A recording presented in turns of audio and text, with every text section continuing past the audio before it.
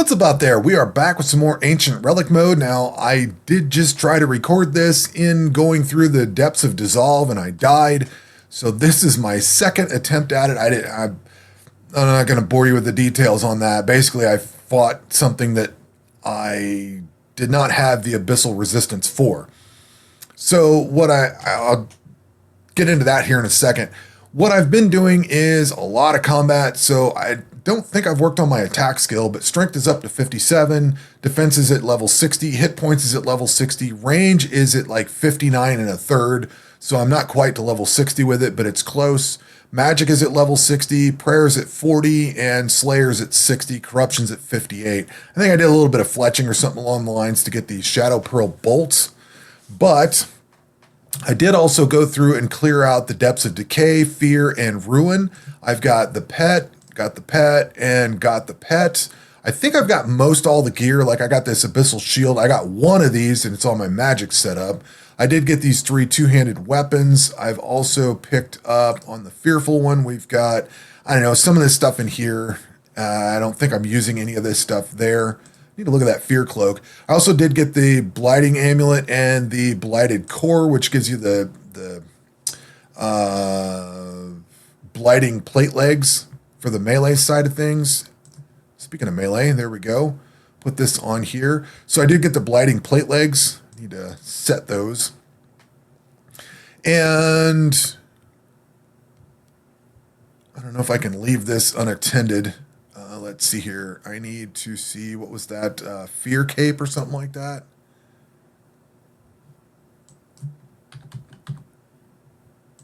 Do I not have this?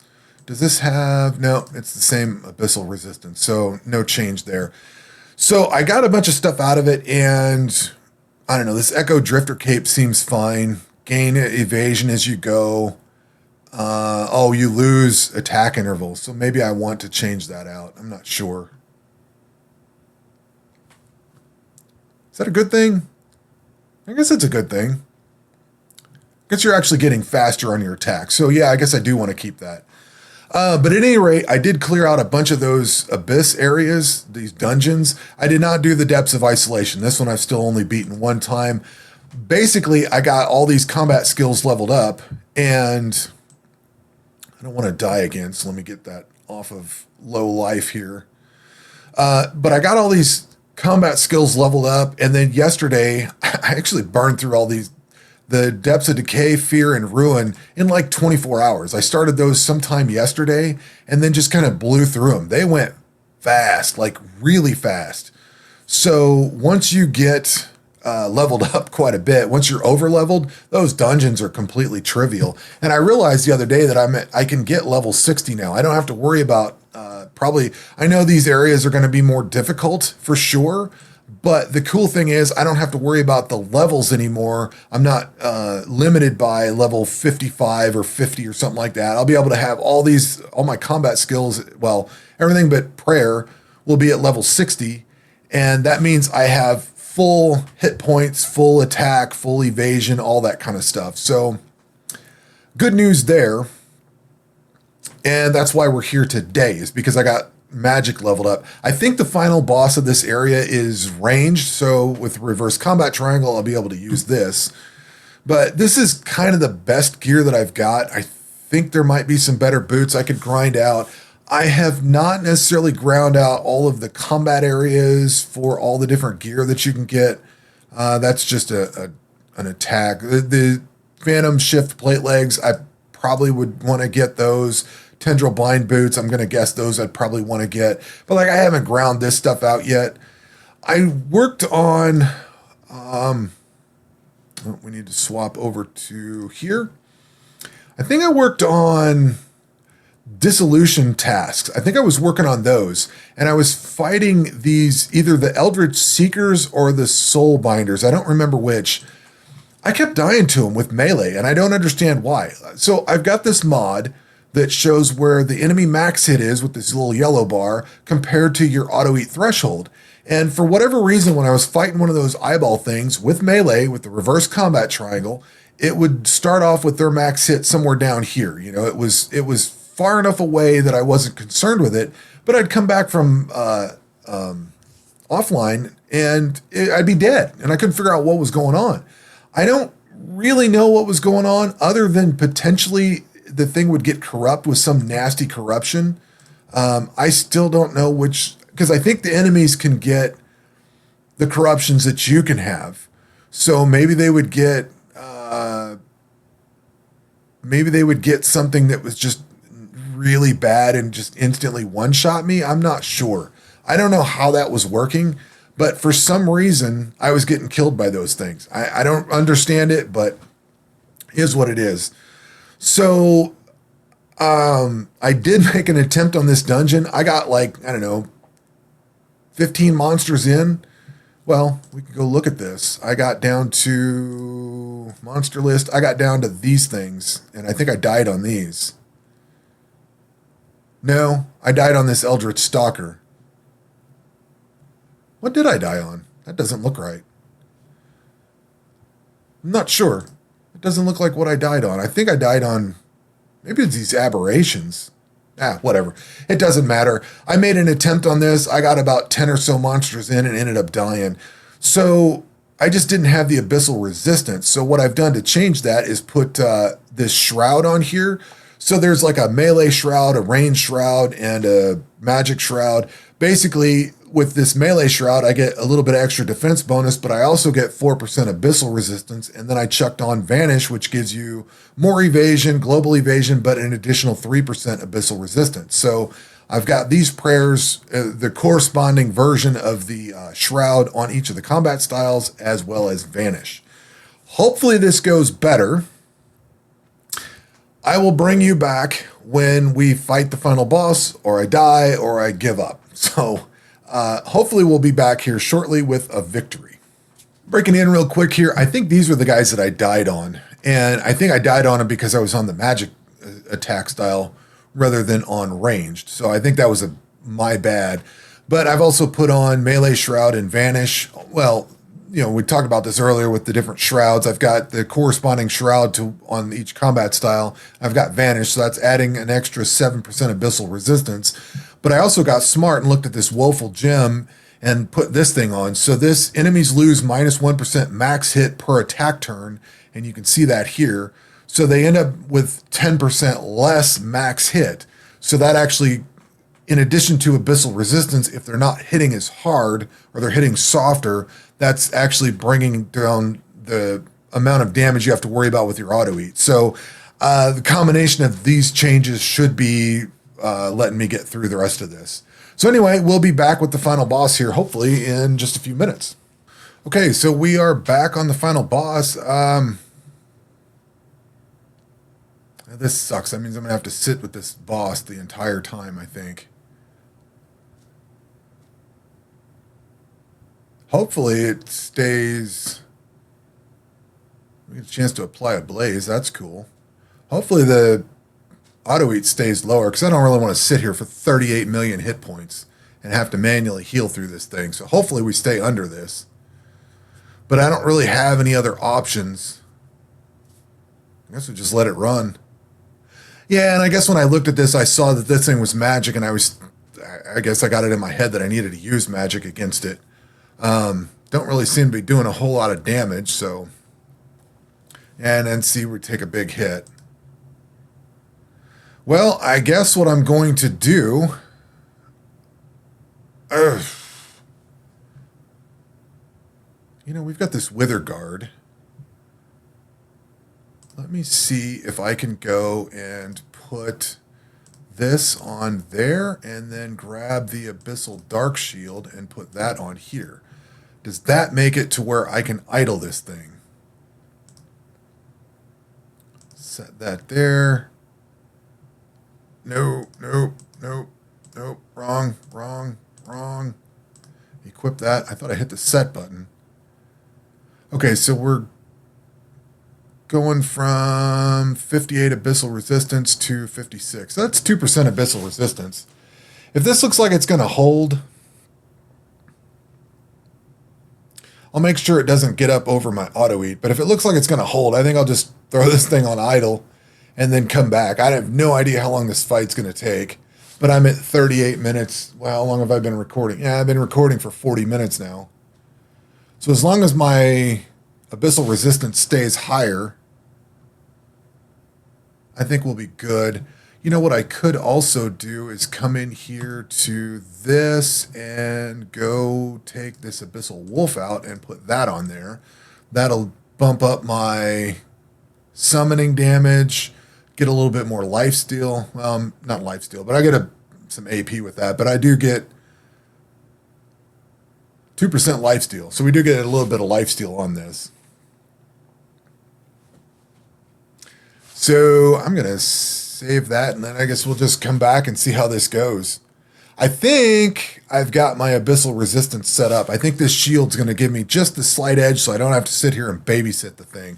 The only problem is it's going to take forever to kill it. Does this thing have anything that heals? Oh, of course, I don't know what it's going to get corrupted with either. If it gets some weird corruption, then I could end up dying. I don't know. Guess I'm still going to have to kind of babysit this a little bit. But if we can keep it stunned and not doing damage, that'd be great.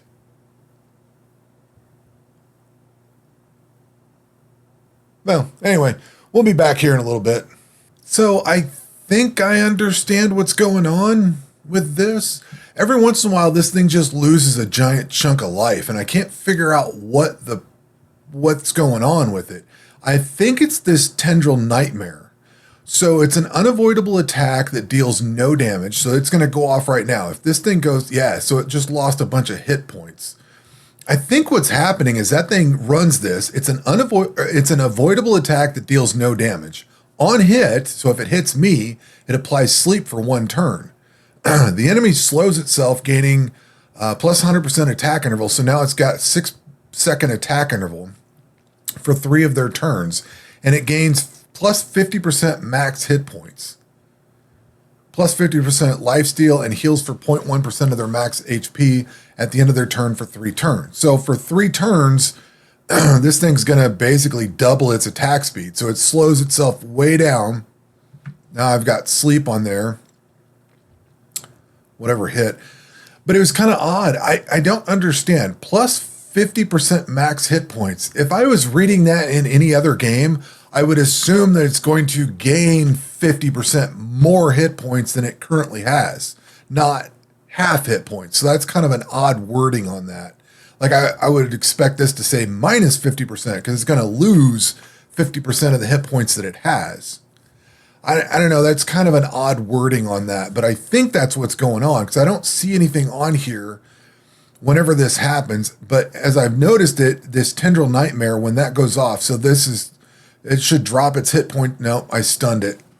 Next time that comes up, that's what's going to happen. I think it drops down. I wonder if that's going to actually like kill itself when it gets low enough. I don't know if that's 50% of total hit points or 50% of current hit points. I assume current. So basically we're going to have to kill this thing off very slowly like we've been doing.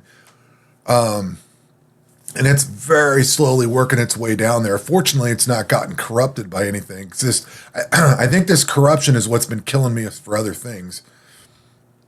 I've been a little borderline on, like I walked away, took the dog out, had a snack and everything, and came back.